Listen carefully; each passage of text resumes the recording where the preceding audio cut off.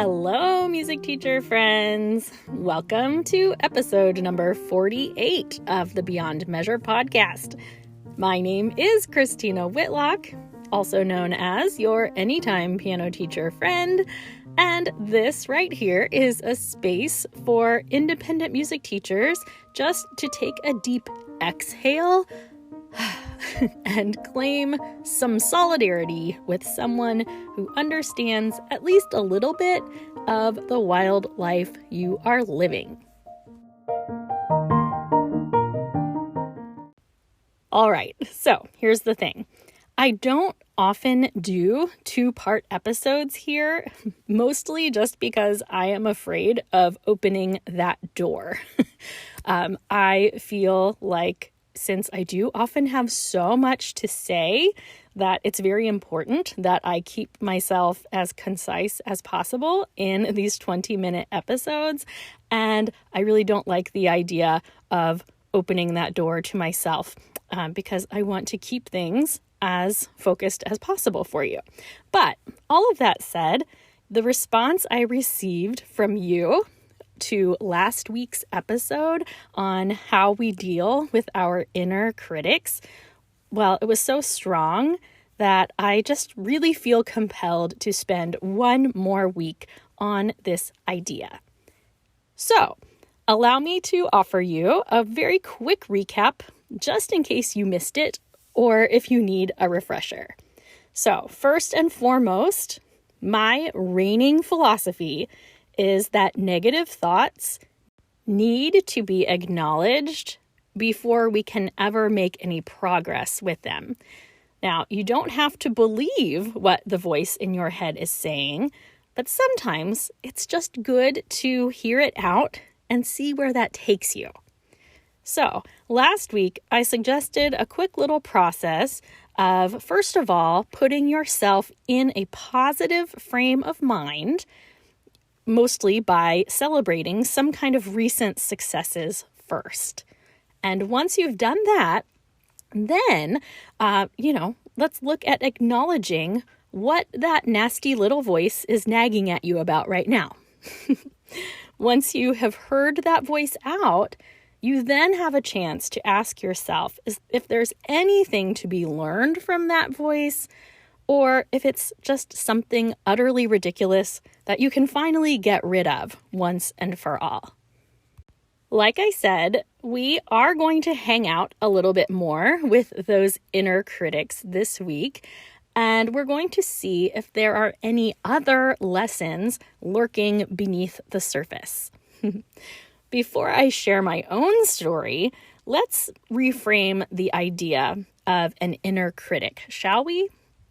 It could be a recurring negative voice inside your own head, but it could also simply feel like a fear or a shortcoming or some kind of inadequacy. As in, what are you afraid of people saying about your teaching? Do you fear that your local teachers could criticize your students' technique, your repertoire choices, your strong personality, or the way you dress? I don't know. What are you worried about people thinking about your teaching? You can ask yourself the same thing about parents of students in your studio. What are you afraid that they might be thinking?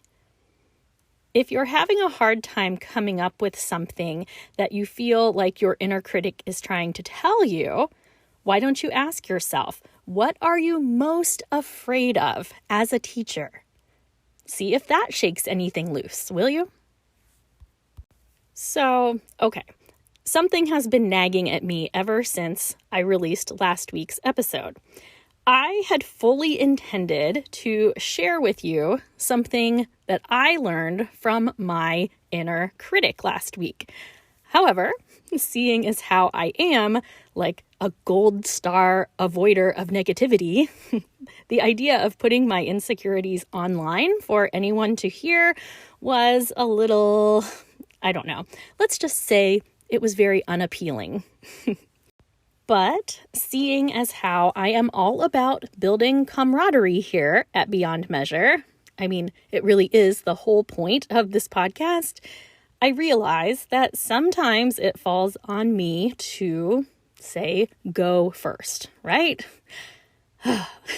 So, purely in an attempt to help you feel better about your inner critic, let me share with you what mine told me last week. Mind you, before we go any further, please make sure before you take this journey that you are taking a moment or two to acknowledge things that you are doing well. I did that on last week's episode, so I'll move forward. Among other things, the critical part of my inner dialogue last week brought me to think about consistency and the lack thereof. So specifically, that I was failing at training my students to be really consistent performers. I've said it before, and I will keep saying it, that I have a studio full of really terrific students. I have basically everyone from absolute beginners all the way up through some pretty serious players. I have adult hobbyists, busy teenagers, preschoolers, the whole gamut. And I happen to think that they are all pretty incredible. But on the whole, a lot of them have really been struggling with consistency in their playing. So this has become blatantly obvious in pandemic life when we have needed to make an excessive amount of recordings for competition entries or virtual recitals or whatever the case may be. P.S. Side note, I hate recording performances. I hate the process so much. Recording musical performances is a perfectionist's worst nightmare. You know what I'm talking about. We all know it's hard, right? And let's be honest, the human brain has not exactly been well suited for really hard things the past year and a half. Am I right? So, let's not forget that our students are walking all of this uncertainty right along with us, and their brains are every bit as foggy and spinny and distracted as ours. So, I would suspect on some level that consistency has been a concern of many musicians over this pandemical season. So, maybe the root of this consistency issue is not entirely as deep of an issue in my teaching as I fear it is. Or maybe it is. So, here's the interesting turn my thoughts took me on while I was spending quality time with my inner critic last week. Are you ready? Well, I started asking myself why my students might be struggling with consistency in their playing. I feel like I direct them to do all the things. I spend half of my time teaching, talking about how we need to spend more time playing things correctly. You know, how once we get something, how we need to just enjoy playing it correctly, over and over again. That whole James Clear theme I mentioned a couple weeks ago about you get what you repeat. I'm telling you, I say this all the time. And at the same time, we talk a lot about the importance of avoiding brainless repetitions. I have a million tactics in my bag of tricks to help students keep their brains engaged while they are repeating these small passages. I remind my students and their families of the great importance of playing for friends and family and in as many casual settings as they can so that they can learn what their bodies and what their brains do as a reaction to pressure when they're playing. So here's the thing. If I am saying all of the right things, and a lot of times, why are my students still not as consistent as I would like them to be? Well, perhaps it's because that's the story of the music teaching life, right? But perhaps it's also because I'm only saying the right things. I remind you guys of this a lot, that saying something to our students is no guarantee that they are actually learning it, right? So, allowing myself to give some consideration to my own personal critic brought me to the realization that maybe I'm not actually devoting enough time in the lesson to truly press the issue as far as it might need to be sometimes. And again, I know better, right? So then I ask myself, how can I know all these things yet not be making enough time for them in the lesson? Well, guess what? My inner critic led me to a really, really important reminder. This comes as a surprise to absolutely no one, but I have a deeply rooted, very compelling need to make sure that people feel comfortable when I am present. Seriously, you will know this if you spend anything over 10 minutes with me. I talk too much because I hate awkward silences. I am definitely that girl that makes lame jokes in tense moments because I don't like conflict. And we won't even mention nervous laughter because, well, yeah, you've already picked up on that. So, again, this need for people to be comfortable in my presence was not news to me. I know that this is me. But I haven't given a lot of thought recently to how I might be avoiding important steps in my teaching just because I don't want to create awkward or tense moments. Now, hear me. I think in, maybe 94% of my teaching time, that my goal of keeping students comfortable and content is a really great quality. I think it's absolutely one of my most successful approaches to lessons. However, we all know that learning a musical instrument is a gritty process, right? We need to dig deep and sweat a little bit sometimes, right? Especially as we are advancing on our instruments. And this, my dear friends, is where my inner critic led me last week to a very productive, very much needed reflection of my own personality when it comes to teaching. Sometimes it's okay to let students twist in the wind a little bit, to guide them with a firm voice and to speak the honest truth, still from a place of love, but also with a little command. Now, I realize as I say these things that I'm probably painting a very inaccurate picture of what it's like to study with me.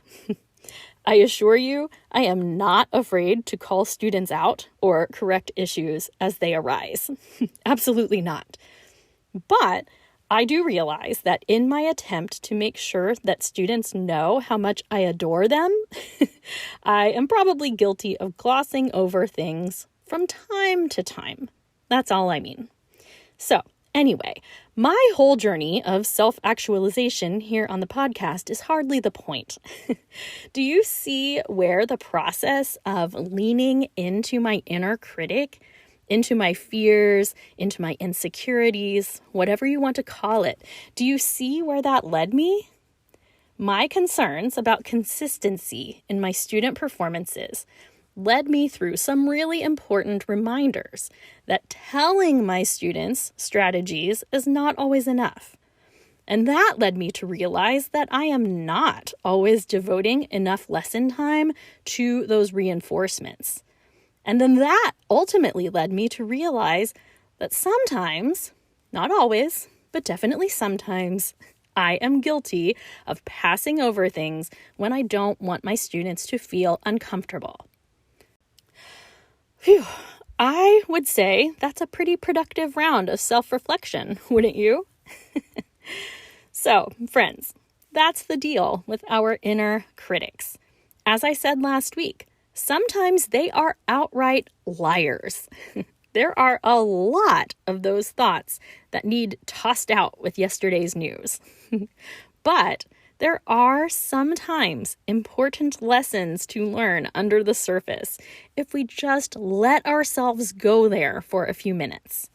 Not to perseverate needlessly on any one single criticism, but to see what we might do to help change that voice's mind.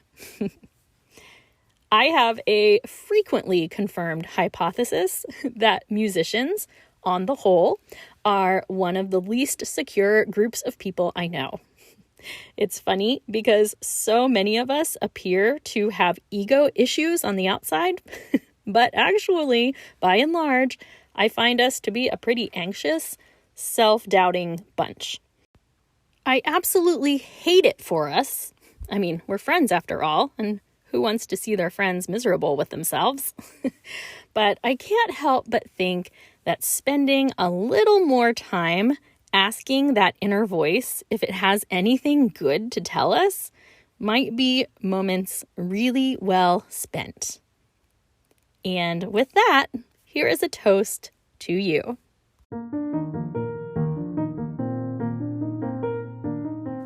Music teacher friends of the world, first of all, thank you for indulging me while I put my own jumbled brain on display for you to see today.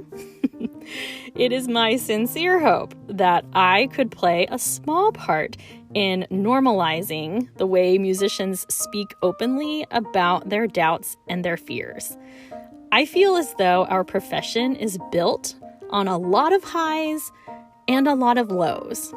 We all know we walk through a lot of difficult seasons with our students. And of course, at the same time, we have our own challenges outside the studio as well. So, whether you venture down a deep dive of reflection today or not, I hope that you find peace today. Peace with yourself as an educator, peace with the services that you are providing to your communities, and peace knowing all of the ripples of positive influence that you are sending out all over the world, generation to generation. Cheers to you, my very influential teacher friends. Hear, hear.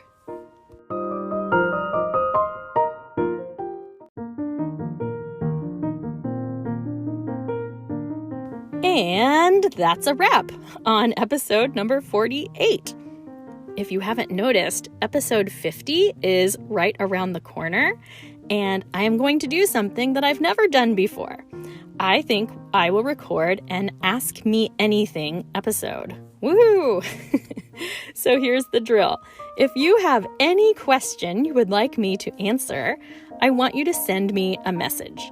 You can do that through Facebook or Instagram. Find me there at Beyond Measure Podcast. Or you can send me an email. You can find me on email at beyondmeasurepodcast, that's all one word, at gmail.com. I am going to collect entries between now and October 25th, and that will give me a week to get my answers recorded and ready for episode number 50, which releases on November 1st. So, yeah. Here's your chance to ask me whatever you would like to know about getting the most out of music teacher life or whatever. I will anxiously await your questions. I am quite sure you'll come up with something good for me. So, thank you so much, my friends. As we wrap up today, here is your weekly reminder to work hard, rest well, and be nice. Let's make it a great one.